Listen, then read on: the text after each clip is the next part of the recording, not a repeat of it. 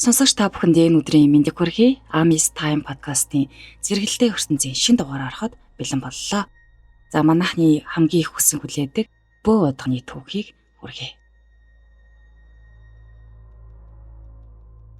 Сархийн чами 16 дугаар зууны сүүл үеийн бөө жатах идэг байсан тухай нэг домог өгүүлбэл Сархийн чами хасны өвөр хужиртад нутгалж байхад нь норжмын нямга бэлчээр булаацалдан уурлаж гэрийн тооныг нь үнэний голоор хаг цохон гэрийг нь ураасан байна. Сархийн чами хариуд нь чамайг сарстай нь хатаанда гэж жатах ихээр болов. Нямга намар орой хэрэмд яваад чами урдуур хөтлөхөө морьтой өнгөрч явтал хоёр чон тааралдаж. Нэгийг нь будаж унгаад нөгөөгийнх нь буудаж чадалгүй алтчихав. Унагсан чоноо авах гэтэл морин үргээ дөхөж өгөхгүй байхаар нь тэндээ орхиод гэртээ хараад эргэж ирвэл бууцсан чон нь олдсонгүй. Шинэ хруу дээр мөрж гараагүй байв. Энэ тухайгаа эхнэртэй хэлбэл эхнэр нь чами харж хатгал биз гэхэд Сархийн хүүг дорн буудаад хайчихна гэж бартамхан байсан байна. Төдөөдөлгүй шүн хонин үргэхэд яаран гарч харвал хонин хашааныхаа хойморт бөөгнөрч баруун хавирганы пүнц дотор чон мал идэж байгаа чимээ сонсогдов. Эхнэртээ гутга дин хоёр аваад ир гэж хэлээд пүнцний амийг авав. Дотор нь байсан хонь гарч дуусахад харвал юу ч байсангүй. Тэгээд гэрлөөгөө орох гэж явтал үүдэн дээр нь нэг том чон зогсож байв. Түүнийг буудах гэтэл чон гэрт тойроод алга болчихж.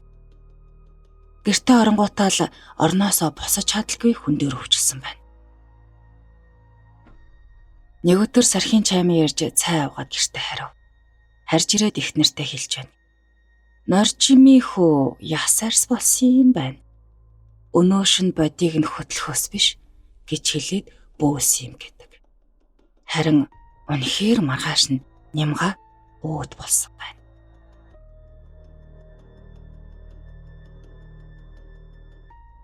Тарган банзар зайран. Бангийн хошуунаас цагаан тэмээний ихүүлд ирсэн жатгын эмийг хөөж дарахаар банзар зайран хит хоног бөөлөхөд нэмлийн цээлд ороод үзэгдэхгүй болцгоод байв. Тэгэхээр нь дивэг удгоныг очиж хоёул хамтран бөөлөхөөр тохиролцож гин л дээ. Хоёул зэрэг бөөлж гунийн голын хоёр хажуугаар хөөг өгсөж явтал нь бас нэмлийн цээлд ороод алга болчихов. Энэ нэмлийн цээл гэдэг нь гунийн голыг хэлж байгаа юм. Тул болоод явж байхыг дэвэг удган таниад холбогоороо харваж хавиргыг нь цоолоход тулын бид ус орохоор нь цээлээсээ гараад сайр өөдгөөхөд дэвэг удган гүйцэж очив. Өнөөх чатхын ховилсан үнэг эгц шургаагийн завсар ороод нуугдчихав. Дэвэг удган бас үзээд түүнийг харваад алчгаж гин. Түүнээс хойш тэр модыг сэтэрлэн дагсан тул идэвгүй үлийн давааны цаад хамыг сэтэртэй шургаагийн сайр гэж нэрлсээр байгаа ажээ.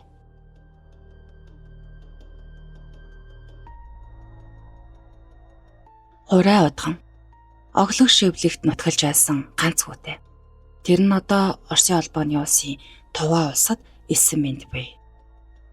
1930-аад оны үед хурай удганыг баривчлах болоход цагаан уул сумын харьяад зөөхийн гомб хонхор шагдар нар газарчилж шивлэгийн зоонд нутгалж байсан удганы гэрт шүн ирсэн байна. Тэднийг ирэхэд хурай удган өглөөд өвчтэй орноосоо босож чадахгүй хэвтэж байв. Баривчлахаар ирсэн хүмүүс бууныхаа жадаар хучлахыг нь хуу татаж "Хурай удган чи мөн үү? Бос гэхэд өвдөөс нь "Мөн би босож чадахгүйгээр өвчтэй байна" гэв. Тэгэхээр нь винтовоор хоёр далайг нь зад буудаж гин. Эмгэн салгалан босож өөдрөө чиглэхэд дахин буудав.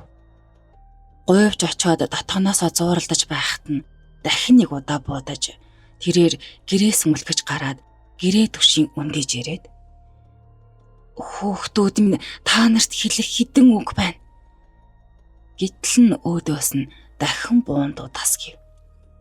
Гэвч удган "Амийг минь өршөө" гэж хэлэнгүүт 5 дахь удаага буудахад удган нас нөхчөв. Энэ аимшигт явдлаас сүрдэн боломгдсон хүүн шиир нь хугарч үдээр нь салсан ханийн цорхоогоор шурхан гарч зүг чиггүй модон дундуур гүйсээр төөрөөд туваагийн нутагт оцсон гэдэг юм байна.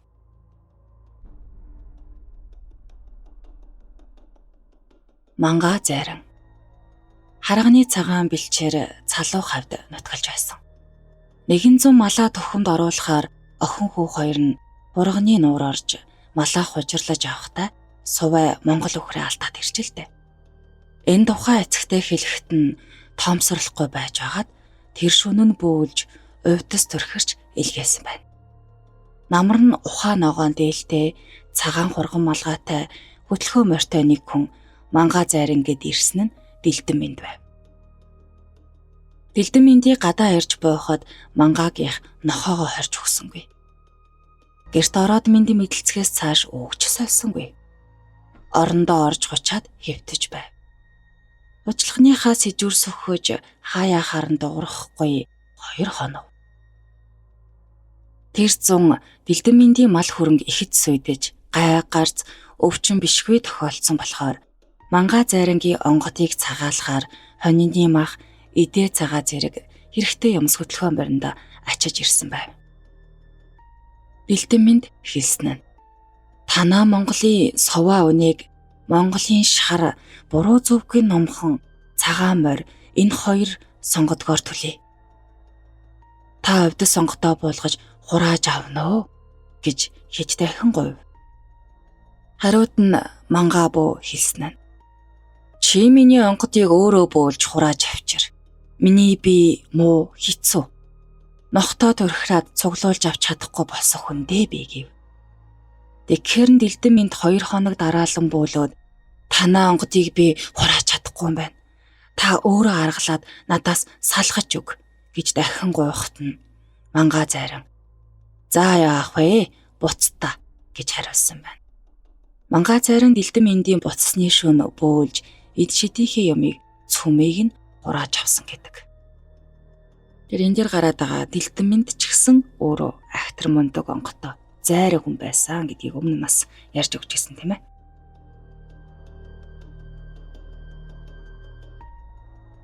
Агар талын боо. Чайчиг дамдан чамийнхны нүлгэж явтал ачааны шарн туйлахад хурганыг гүзээтэй шартаас унахчгаар нь хөдлөөрөө 2 унуулын завсарлуу өшгөлөж орхиод шарыг нь ачаад аваа явчихж. Тэднийхийг төхнүүлж өгөөд буцахдаа нөгөө тосоо ганцаглаад харж гэнэ л дээ. Үүнийг нь чами мэдээд жатагдав. Гэтэл жатах нь дамтны ихнэр дээр бууж хүнд өвчин тусаж хэвтэрт орж гэнэ л дээ. Энэ үед дамтны охин ээжийн ихч бор удганыг асарч совилж байсан юм байна. Тэр охин хөөе нагц ихчээ дүүх тань чами идэж байна. Идвэл идэгүү гэж асуухад бор удган алив тэр ширийг минь наашна гэд хагсаагүй хингэргээ илгэн дээрээ тавиад хурууныхаа үзүүрээр 3 сулхан зохиод чами харалмарыг харалсан тас харалмарыг заада өөхөх гэж байгаа хүн би үүнээс ч илүү яах вэ? Үүнийг цааш нь хай гэд хингэргээ хэвтэрчнийхээ урд руу унгайхад охин нь хураав. Яг энэ мөчөд чаймын бэлчээж авсан үхэрт галзуу чонорж буг шарыг нь хазаж бүгдийг нь шархтуулсан байна. Чаймын үхэр галзууран улаарч хотондоо гүйж ирээд нохоо дээрээ ирж уруулав. Нохоонч бас галзуур. Тэр шин чайми бор удганд очихоор бэлтгэж хонсон байна.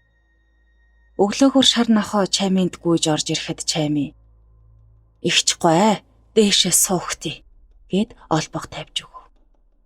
Нохоо сүүлээ шарван хойморт нь суусан ч үгүй буцаад гарчиж. Эрдөөрөө чайми бөө мордож бор одоонд очиж 3 хоноод ирэв. Түүнээс хойш дамтны ихнэр итгэж чаймын галзуурсан малж идгсэн гэдэг. Хойн зайран удганы хоорондын чатаг гэж нэг актер юм бас байсан байгаа шүү. За дараагийнх нь Дандин дамб зайран. Дархтын хамгийн сүүлийн үеийн сайн бүү байсан. За дамбын дуу санж мэтэв гүндвийн чой сурангийн хамт тайгаад гөрөөс буудаж гинэлтэй. Яваад очтол нөгөөх нь гөрөөс биш цаа байв. Алсан цаагаа өвчөж ихэлтэл хутганы ирэнд нэг юм тас усрэхэр нь үзүүл сэтэртэй байж л дээ. Тэр айхтаа удахныхаа хувийг мартаад сандминд тэндээс сухтааж. Цааны эзэн дуламжийг удхан тайгын бартаанд цаагаараа гүйцэн ирж удахыг нь хувинд тааруулж үзээд таньчихв. Түүнээс нэх удалгүй санж мэтэв. Дуламжийг буугийн чатханд нас оров. Өөнийг нь дам зарим мэдээд дуламжигт хариуж чадах гэлгэв.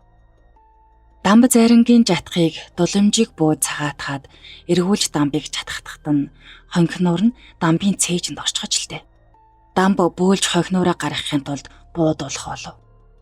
Ингээд дамб чи бууд гэж сумтаа бууга маасгар авирт өгөв. Авир яасан хүн хүнийг бууддаг юм бэ? Би буудахгүй гэж дургуутсаж завлан суучихв. Гэтэл дамб бөөлөх зураа ороовоо шившин авирын өвөр дээр орхичгаж. Тэгэхээр нь авир гинэд буудмаар санагдаад дамбын хоёр талны дунд буудаж унав. Дамб огих тоолонд цээжнээсээ цус гарган үндийхэд хонхноор нь цустайханд огилтой орн гарсан юм гэдэг. Ингэжл дамб буун дуламжийн чатгаас саасан түүтэй.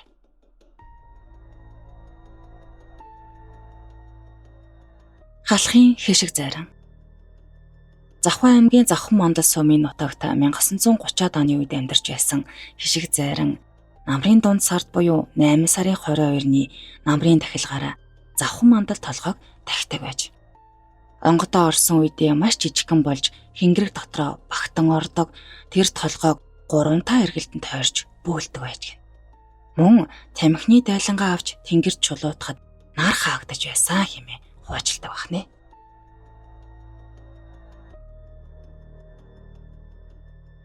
Яин түрээд өнөөдрийнхөө дугаарыг өндөрлөе. За тэгэд бүү удагны түүхүүд олон байгаа учраас үргэлжлүүлэн цувралаар та бүхэндээ хүргэх болно. Дараагийнхаа дугаараар иргэн баяртай харуулцгаая. Түр баяртай.